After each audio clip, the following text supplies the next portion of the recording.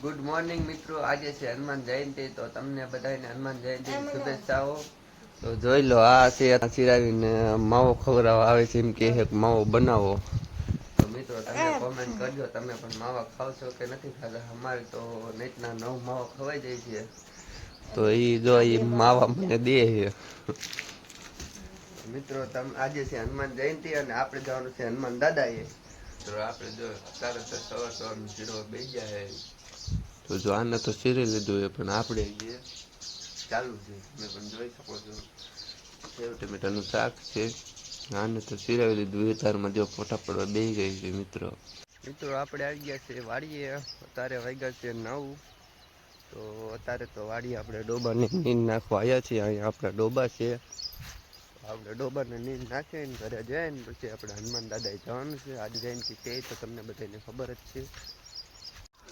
તો મિત્રો આપણે કપડાં ચેન્જ કરીને આપણે કારકામે આવી ગયા છે. કેમ કે પોતાનું કામકાજ ચાલુ છે, મંદિર બનાવવાનું છે. એટલા માટે આપણે કારકામે સેવા કરવા આવી ગયા છે. તો મિત્રો આપણે બાઈક લઈને નીકળી ગયા છીએ. આપણે જવાનું છે મોરથરા.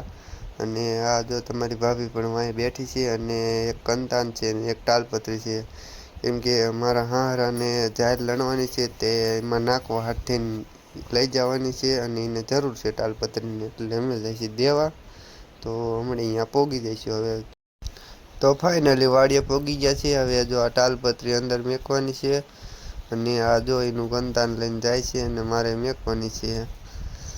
તો અહીંયા જો વારા બાંધ્યા છે. વારા પણ ગડકવા પડે. જાઓ, વારો પાટલુંમાં સલવાઈ ગયો તો પેન્ટમાં. તો જો આ તો હવે એના પપ્પાના વાડી આવીને હજી ખુશ એટલી થઈ ગઈ છે ને, કે હરખમાં આવી ગઈ છે. કેમ કે જાજાદી આવી. તો મિત્રો હવે જવાનું છે ઘરે. તો હવે ઘરે બાઈક લઈને નીકળી જાય છે. ને હવે જાય છે ઘરે. તો આ જો ગાડીવાળો નીકળ્યો ને, તે ધૂળ એટલી ઉડાડીને તે આંખોમાં કાંઈ દેખાતું નથી. તો ફાઈનલી ઘરે પોગી ગયા છે.